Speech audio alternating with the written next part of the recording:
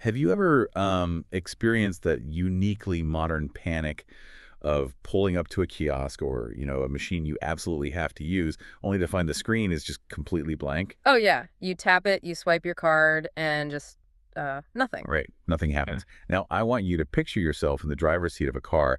It's late, it's raining, your battery indicator is flashing red at like 4%, and that unresponsive piece of plastic in some dimly lit parking lot is the single only thing standing between you and getting home. It is an incredibly stressful scenario. And unfortunately, it is far too common right now. I mean, we spend so much time marveling at the electric vehicles themselves, right? Yeah, the instantaneous acceleration. Exactly. The acceleration, the futuristic designs, the expanding battery ranges. But if the underlying support system fails when you need it most, well, all of that brilliant automotive engineering essentially just becomes a 2-ton paperweight. Which is exactly why today on our deep dive, we're looking at some really eye-opening new research from the National Renewable Energy Lab. We're getting into an August 2024 technical report by Bonnie Powell and Kaylee Johnson. And this report looks right past those shiny cars in the showroom to uncover the surprising and frankly frustrating truth about the infrastructure powering them. Yeah, the charging networks. Right. I sort of like to think about it this way. Imagine going out and buying a $1,000 state-of-the-art smartphone, but you have absolutely no idea if the power outlets in your city actually work. You definitely wouldn't buy the phone. You wouldn't. So our mission today is to figure out why simply plugging in is so complicated and how charger reliability is actually the secret engine of the entire EV revolution. What's fascinating here is that the data unequivocally proves that point. I mean, the resilience of the infrastructure dictates consumer behavior much more strongly than the appeal of the vehicles themselves. It's all about the plugs. It really is. But to understand the friction, we have to look at how success is currently being measured by the industry and the government, because, frankly, there is a massive disconnect between the official numbers and the reality on the ground for, everyday drivers. Okay, let's talk about the hardware out there first. Right. We've got level 2 destination chargers, which make up the bulk of public ports. That's about 100,000 of them in the U.S. as of a few years ago. The ones you see at grocery stores. Yeah, exactly. And then we have the DC fast chargers, the Yeah. really crucial ones for road trips that pump huge amounts of power into a battery in under an hour. There's only about 28,000 of those ports.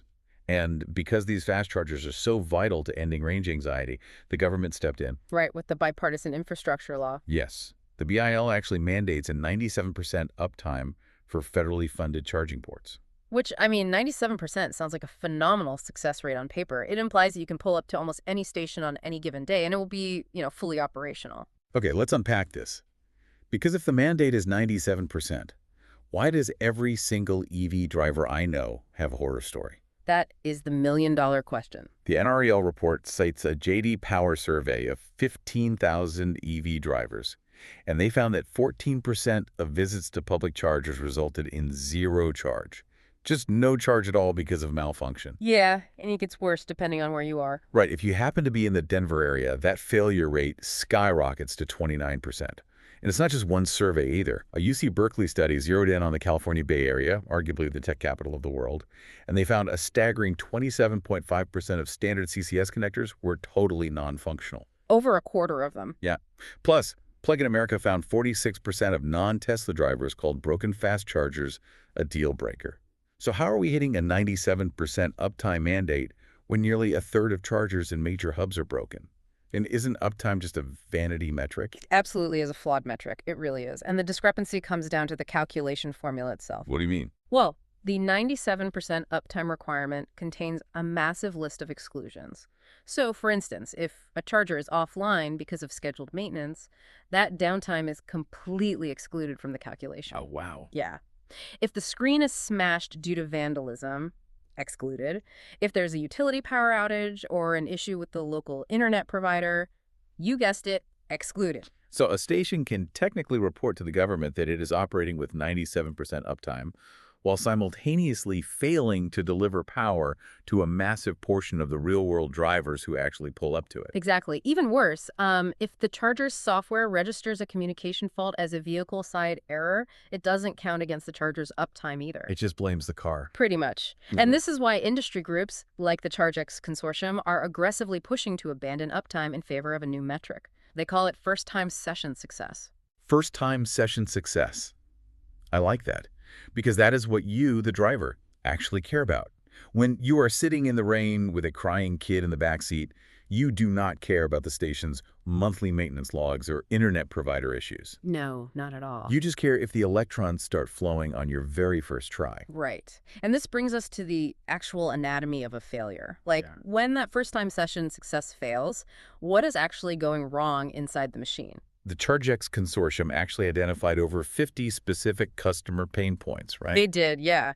And they heavily clustered around two surprisingly simple-sounding actions: starting a charge and completing a charge. See, the assumption most people make is that public chargers fail because of physical damage. Mm-hmm. Somebody drops the heavy handle on the concrete, or someone backs into the terminal, or the cord just snaps. That is the logical assumption.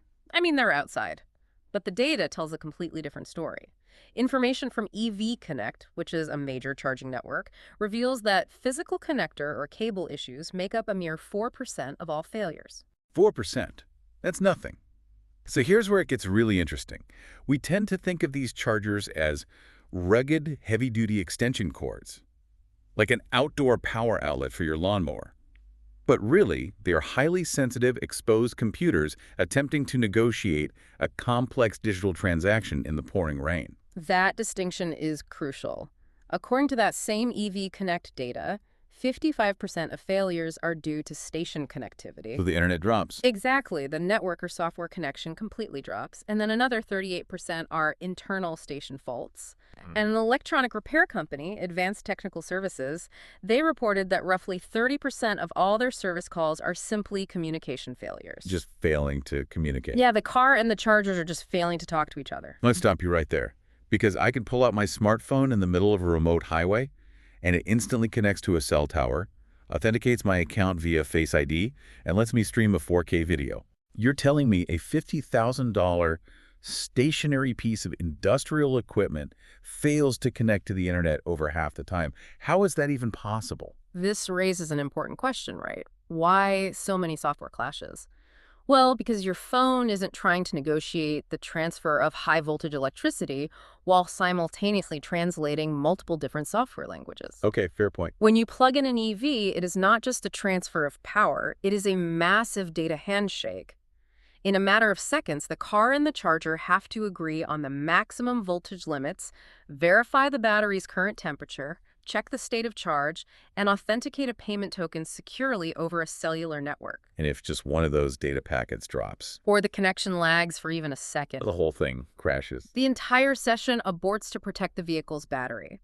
And the reason for this extreme software fragility is industry fragmentation. Like too many cooks in the kitchen. Precisely.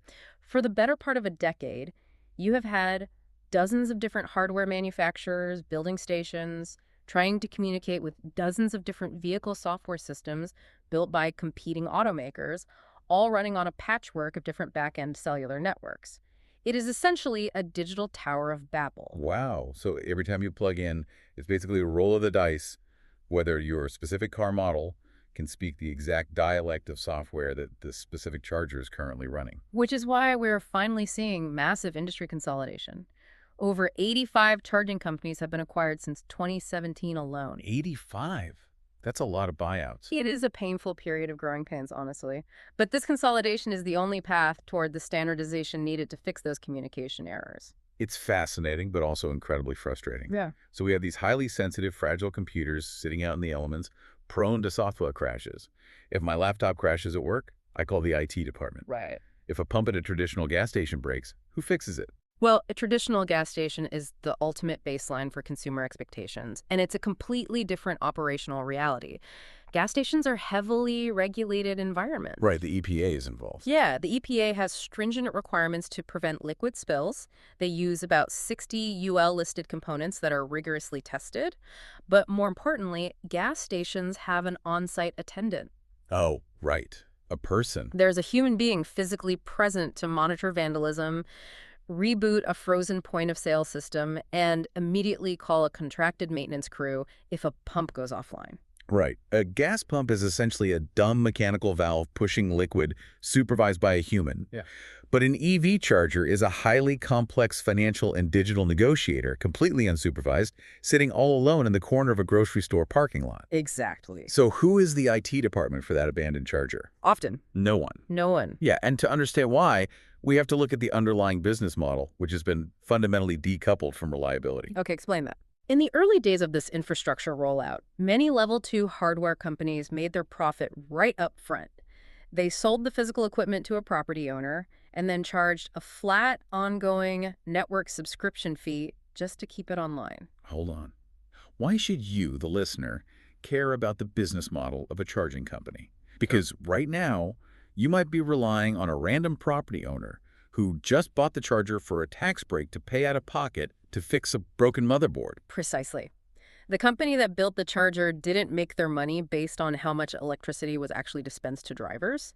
Their profit was secured the day the unit was installed and that network fee was paid. So they have no skin in the game. None. Their financial incentive wasn't tied to high utilization. Now, look at the site host, say, a strip mall landlord. Why did they buy the charger? Did they want to become a regional utility provider? Definitely not. They probably bought it to get a government grant, or maybe just for the green PR of having a charger out front to look eco-friendly. Exactly the issue. They are property managers, not electricians or software engineers. So when that charger inevitably suffers a software fault, or the motherboard fries, the landlord gets the bill. Which is how much? Well, the Alternative Fuels Data Center estimates routine maintenance can run from $400 to over $800 a year per charger. And if they don't make significant money selling the electricity, they have literally zero incentive to pay $800 to fix it. They just leave the screen blank. And even if they do want to fix it, the supply chain for hardware replacement is painfully slow. Data from repair companies shows that securing replacement parts for DC fast chargers can take 1 to 3 months. 3 months. Yeah. Imagine a traditional gas station leaving a pump wrapped in caution tape for 3 months. The local community would be in an uproar. It's a system structurally designed to fail. We have sensitive tech, no on-site human supervision, and a business model where neither the manufacturer nor the property owner has a strong financial incentive to ensure the machine actually dispenses power. How does the industry survive that? By fundamentally changing the business contracts, we are seeing the emergence of companies like Charger Help, offering something called reliability as a service. Okay, what is that? For a fixed fee of about $100 a month per station, they guarantee a true 97% uptime by providing dedicated, highly trained EV technicians who proactively monitor and fix the software and hardware. So shifting the burden away from the random strip mall landlord back to dedicated professionals. Yes. The industry is realizing that long-term maintenance contracts are absolutely mandatory for survival. It's moving away from the old deploy and abandon model to charging as a service. We're even seeing network providers like Blink writing contracts that allow them to remotely shut down and disable chargers if the site hosts refuse to pay for necessary maintenance. Wait, really? They just turn them off? Yeah, they are actively choosing to turn off broken machines rather than let frustrated drivers encounter a frozen screen, just to protect their brand's overall reputation. Wow. They would rather have a dark screen by choice than a broken screen by neglect. So we've covered the technical nightmare of the software handshake, and we've explored the wild west of these broken, decoupled business models. Now we really need to look at the ultimate consequence here. How does this maintenance chaos actually dictate the success of the broader electric vehicle market? It creates an invisible but massive wall against consumer adoption. Consumer Reports data reveals that for 61% of potential EV buyers, charging logistics is the #1 barrier. The #1 barrier. Number one, it outranks the initial cost of the vehicle, and it outranks concerns about driving range. And it's not just holding back new buyers either. I remember reading in the NREL report about a UC Davis study. They found that 20% of plug-in hybrid drivers and 18% of pure battery electric vehicle drivers in California actually abandoned EVs entirely. Yeah, they went back to gas. They sold their electric cars and went back to internal combustion engines. Nearly 1 in 5 drivers. And they heavily cited dissatisfaction with the public charging infrastructure as the primary reason for abandoning the technology. When early adopters in California, which is the epicenter of the U.S. EV market, are throwing in the towel, it signals a massive systemic crisis. So what does this all mean? Even if you, the listener, have zero intention of buying an EV right now, Billions of your tax dollars are currently funding this transition. Very true. The NREL report uses a highly complex consumer choice model called ADOPT. It stands for Automotive Deployment Options Projection Tool. And the math is fascinating. It proves that a high infrastructure scenario, which means investing heavily in the reliability and density of public chargers, is a far more cost-effective way to boost total EV sales than a high subsidy scenario. That is a critical insight right there. For years, the strategy has been to offer consumers massive tax rebates to buy the cars, hoping the infrastructure would naturally follow. Right, throw cash at the showroom. Exactly. But the ADOPT model shows that fixing the plugs on the street is a vastly superior investment. Subsidizing the infrastructure drives far more adoption than subsidizing the cars themselves. Because if the plugs don't work, no amount of subsidy is going to keep that UC Davis driver from returning to a gas car. Precisely. Let's talk about the density problem, too. We know that chargers break easily, but are there even enough of them to begin with? If we connect this to the bigger picture, the global infrastructure ratio tells a very revealing story. Industry consensus suggests the ideal ratio of electric vehicles to public charging ports is between 8 and 12 vehicles per port. Okay, so roughly 10 cars sharing one public plug. Where does the world currently stand? Well, Europe is converging around 15 vehicles per port. China is actually under 10. But the United States lags significantly behind at roughly 40 battery electric vehicles for every public charging station. 40 to 1. 40 to 1. And to put the sheer scale of that bottleneck into perspective, there are about 2,000 gas-powered cars for every traditional gas station in the U.S. Let that sink in. A traditional, heavily regulated gas station with multiple durable pumps and an on-site attendant services a pool of 2,000 cars. Meanwhile, we are asking one fragile, unsupervised computer in a parking lot to service a pool of 40 different electric vehicles with software that fails 30% of the time. It's a recipe for disaster. No wonder there's a crisis of confidence. We are in the middle of a really painful transition. We are moving out of the early adopter phase. Early adopters, they're tech enthusiasts. They like tinkering. Yeah, they're willing to tolerate software bugs. They will happily download 6 different authentication apps on their phone, and they'll patiently call customer service from a rainy parking lot to reboot a station.